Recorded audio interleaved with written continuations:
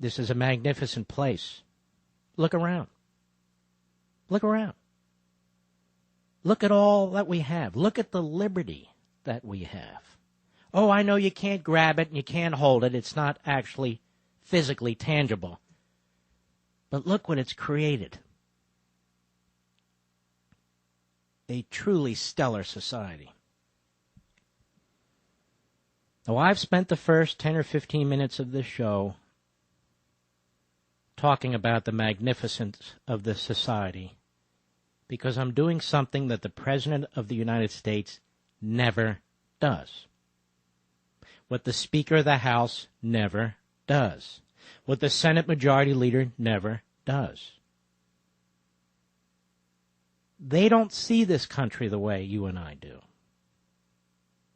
They don't appreciate the many blessings we have. They don't appreciate what one generation has conferred upon another generation. They are trying to break that link between this generation and past generations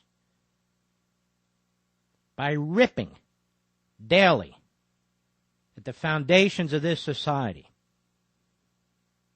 The foundations of this society, which is a magnificent society. And so I ask you, are you prepared to trade it all in? Are you prepared to trade in the most magnificent society man has ever established? All the hard work, all the years, all the blood for a promise? Or several promises? From a man who's never accomplished anything except succeeding to get elected to the presidency? Are you prepared to cash it all in? Are you prepared to take that chance on a defective experiment that has failed time and time again whenever it's been tried? Are you prepared to pass on a society to your children that is nothing like the society that you live in today and you inherited from the prior generation? Are you prepared to do this? And to what end and for what purpose? Why should we destroy this society? Is it really that bad? Is it really so horrible? We'll be right back. Mark Levin.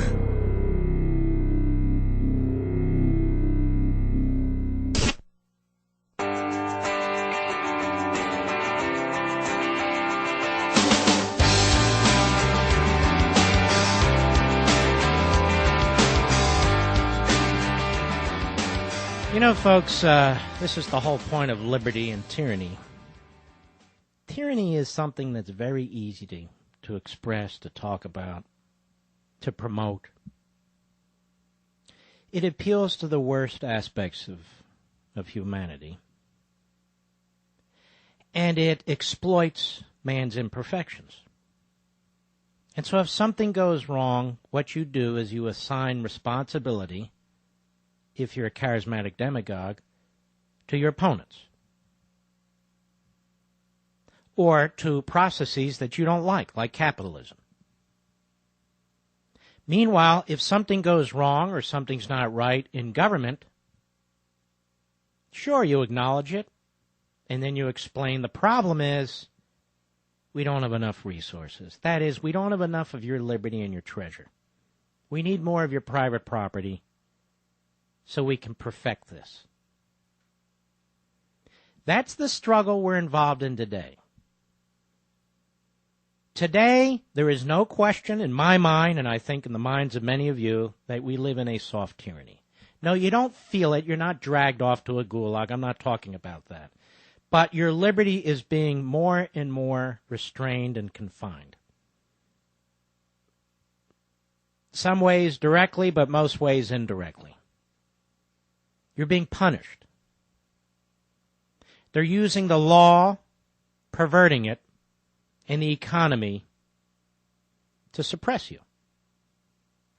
And they'll do it in the name of the children and the elderly, name of the middle class, name of the poor and downtrodden, name of the blue-collar worker. It doesn't matter. But let me be very clear about this. A sick society that does not respect the individual, that does not respect liberty, that does not respect private property, all of which are unalienable rights, is a sick society for everybody. If the businessman can't produce, he cannot create jobs. He cannot create inventions. He cannot help create prosperity. If the worker is not free to keep the benefits of his labor, then he's enslaved. He's not working for himself. He's not working for his family. He's working for the government. If the government can redistribute wealth, what that means is they're redistributing rights, and we've seen it in the recent months. And when it redistributes rights, it sets itself up as God himself. The government was never supposed to have the power to redistribute rights. They're unalienable, meaning they're God-given, not man-given. We have a president of the United States, day in and day out, who trashes this society. He trashes you. Now, he won't say it to you. He won't direct it to you. But you are the United States. You are the workers of this country. You are the businessmen of this country. You are the corporations of this country. You are the pension plans in this country. You are the stock market in this country. These things don't just happen. We're not just observers. We're participants in this society.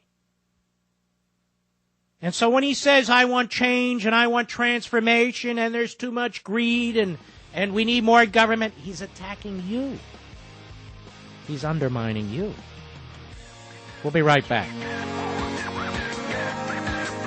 Now I want you to hear Barack Obama in his usual lamenting the country, lamenting some industry, lamenting some grievance.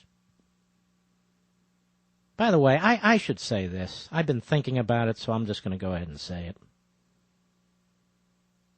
Ladies and gentlemen, despite all the hype that had been handed to us starting in September and October, I do not believe anymore, although I was extremely skeptical at the time, that our financial system was going to collapse.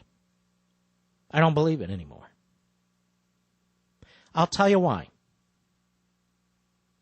Despite the TARP money, they don't know where it went, and now it's being misused by Obama to nationalize various industries. It has never been used to do what they said it needed to do. Despite the fact that Obama is spending trillions and trillions of dollars that we don't have,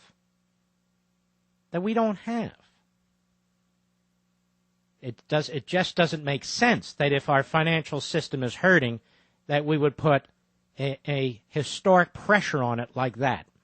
So I don't believe it anymore. Not that I did originally.